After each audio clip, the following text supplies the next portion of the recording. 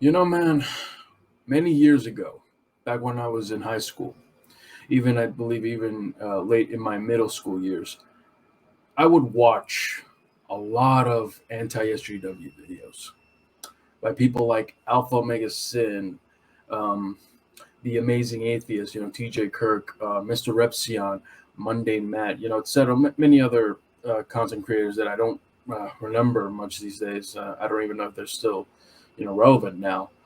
But I would watch them. I would watch them a lot of their videos, and I was very different back then. I was very, very so heavily into that anti SJW mindset. I remember how it was back then, man. Like they would make videos, even kind of looking back on it, kind of like out of irrelevant shit. Like really, who honestly looking back now, just irrelevant shit that really never really came anything in the long run when you look at it, especially with the Anita Sarkeesian things, the sex in video games, all that stuff, sexism in video games, female characters, and all that. But I remember one specific issue, if I remember correctly. It was Overwatch, and this was around the time when Overwatch got announced back, I believe, in 2016 or 15, around there, and one of the characters was Tracer. Yeah, she's a British character, female character, and there was controversy. And honestly, I don't even know if there actually was. For all I know, a lot of them were probably lying about it. But it was about Tracer's ass and how she basically has a very thick ass or arse. You live in the UK, and how so many people, how many of these people were complaining about this because these SJWs don't want women to be sexy. They don't want them to show off their bodies, to be sexually free and all that stuff. And it's so funny now looking back and seeing those very same people, some of those people who made a career out of that, who made a YouTube career out of that, getting mad at the very thing they would criticize back then. For example, like our good friend Ryan Kinel. Apparently, my man is mad about the booty, about that She-Hulk booty and Megan Stallion booty. My man is mad. You're probably asking yourself, why? Why is he mad? Well, I mean, let's find out. Like, why is this motherfucker mad? Like, what's going on here? Let's see. Because, booty. Like, who would be mad at booty?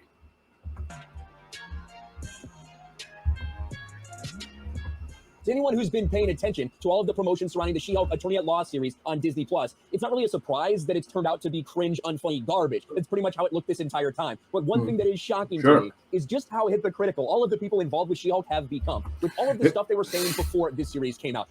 Hypocritical. How much you want to bet the hypocritical because they're being sexually liberating? Even though nothing prior to that they've never said anything against that. But let's continue. The virtue signal, with all the pandering, with all of these things, specifically regarding the treatment and sexualization of women, the obsession with female bodies, especially females in the MCU. You'd think that it was going to be a little bit different than what they've actually shown on screen. Because when the star, Tatiana Maslany, came out and said She-Hulk star, there's a weird obsession with female Marvel heroes' bodies. And it is. As someone who's very knee-deep into the fan base of Marvel, yeah, I can assure you there is. Like some of the session with some of the bodies for female characters in the Marvel Universe is fucking weird, man. Yeah, it is. Like, you don't believe me? Look up the discourse surrounding J. Scott Campbell's cover arts.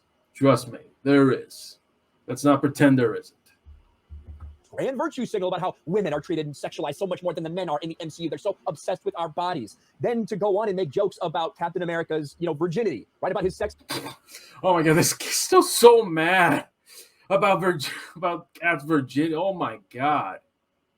Even though the whole joke is basically like, man, is he a virgin or not? That's really the crux of the joke. It's not even insulting Cap. It's just saying, like, man, is he a virgin or not? That's really the joke. That's it.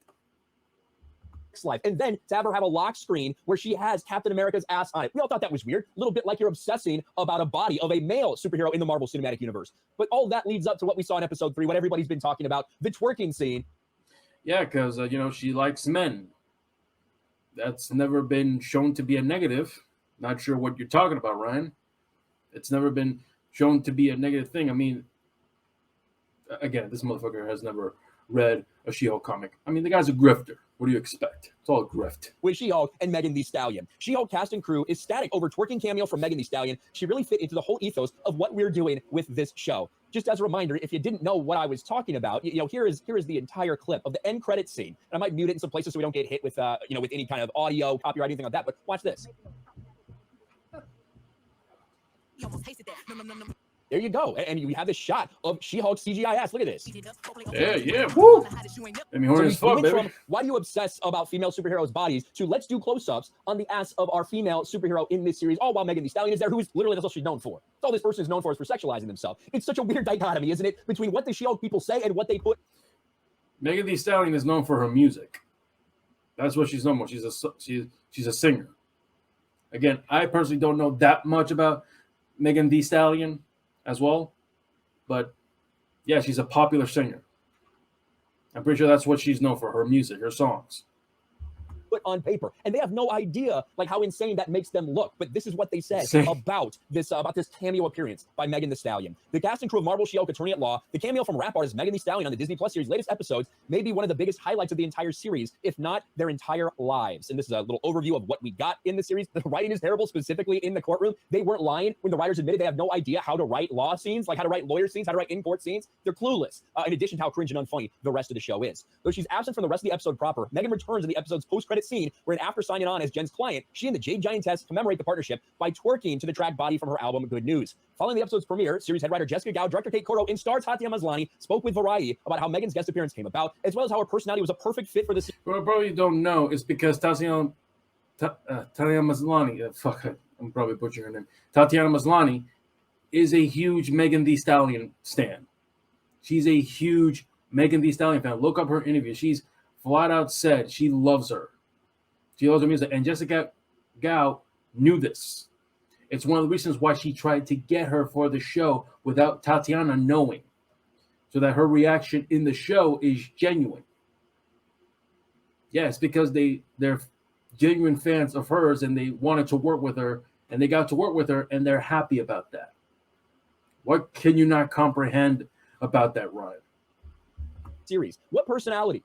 She twerks. That's her personality. I made a joke when we heard about this cameo appearance. I just played 2 videos of her twerking as a joke, thinking that that's not what they were actually going to have her do. That's not all, like, that can't be all she's there for. You're not just going to make this girl twerk, but that's what she did. Because technically, she twerked in the post-credit scene. Again, Ryan, did you watch the episode? The whole episode was literally about this elf impersonating her and there being a lawsuit. And also, not know how to write law scenes. That's not what Jessica Gao said. What they're saying is that the original pitch that Jessica Gao did for the show was a case-by-case show about the trial of Abomination of Emil Blonsky. What she said was she didn't feel she was qualified to write an episodic show constantly focusing on that case, constantly building, plot lines, continuing on from the first episode to the last episode. That's what she was referring to.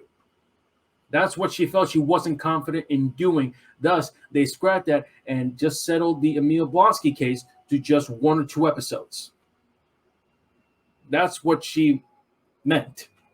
You would know that if you read what she said. Right. This is Marvel, and this is the MCU. I love this tweet from Steph. She says, this is Marvel now. Like, this is Marvel now. Yeah, it's Marvel now, yeah. Women shaking their ass. Isn't that something that you would like, my man? I mean, I would assume that'd be something you would like, unless you're gay. I mean, and if you are, there's nothing wrong with that. I'm guessing you're gay. That's why you don't like it. Look at this. Because why else would you not like it? This is it. Now, of course, some people are saying, "Oh, are you that offended by a woman twerking?" No, yes, I don't care. Women twerk all the time. No, yes, you are, Ryan. Yes, you are. You are offended. If you weren't, you wouldn't be making this fucking video right now. Yes, you do care. We see that stuff all the time. The thing is, this is how you're choosing to present your hero when you've just made a whole thing about not being sexualized, about how you don't like being sexualized, you don't like the obsession with women's bodies, you want to do something different. Then you're doing this. Look at this. I hate being catcalled. Now watch me shake this ass. That's She-Hulk. Yeah, because there's a huge difference between going outside and someone bothering you and catcalling you when you're not doing anything to get that person's attention. That's catcalling. That's something people don't like.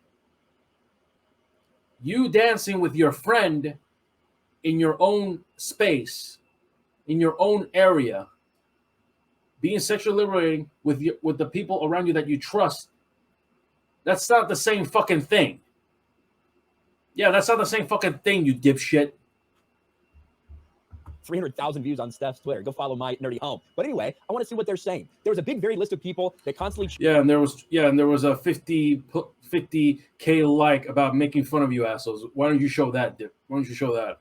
Change in terms of the revolving door of cameos. The type of celebrity really ebbed and flowed depending on what kind of jokes we wanted to make. Ultimately, thanks to a suggestion from Jamila Jamil right here, who bragged about it, you're all welcome. I asked her to be in the show and she said yes. And She-Hulk twerking with the stallion history. Oh, Jamil is a fucking queen for that. Thank you. Thank you so much for that. Was made, and it was glorious. I'm sure we'll see more of Jamila Jamil a little bit later on in this series. I'm sure that'll be great. Megan really fit the whole ethos of what we're doing with the show. She's powerful, larger-than-life person, and we love the idea of She-Hulk looking up to her. And then Tatiana Maslany said, I was probably close to tears. I was such a big fan of hers. It wasn't just she was a fan because she was about to meet Megan. She was a fan, says Jessica Gao. And then the director says, we all discovered not only is Tatiana a huge Megan fan, but she's an amazing twerker and dancer. It might be CGI, but it's all Tatiana in that moment. We just played the song. Yeah, they actually released behind-the-scene photos of that scene. And yeah, Tatiana literally danced all of that by herself. Fuck, I wish I was in that room. And put a few cameras on them, specifically directing the cameraman. No, you got to get up in that ass. You got to get down there. We want this shot. Maybe the cameramen were confused because after complaining about obsession with female bodies and the male gaze and sexualization, maybe it's funny that that's the shots you want, but this is this series. It is so hypocritical. To say this before it premieres and then to do all the things they've done since then adds up with everything that Marvel represents right now. Let me know what you think about this in the comments below. Smash a like. Yeah, representing women being comfortable with their bodies, being, telling men not to catcall them. And Ryan, let's cut the bullshit here. The reason why you don't like this, the real reason why you don't fucking like this, isn't because they're shaking their ass. If anything, you probably fucking jacked off to that. No shame in that. We all done it. The real reason why you don't like that is because women who own their sexuality, who own their bodies, represent everything that you don't like. Because when women own their bodies and their sexualities, you can't control them. You can't own them. And you can't have them. That's what you don't like about it, Ryan. You're just a sexist dipshit. And the thing is, you probably, maybe somewhere deep inside there, you probably really don't believe in this, but I'm seeing more and more that, in all honesty, you probably do. I mean, the George Floyd video really set it home that, yeah, you really are a piece of shit human being. You're bothered by this because you're a sexist dipshit and a fucking racist. That's why you don't like this. And if you don't like it, Ryan, don't watch it. But then again, that would cut into your money.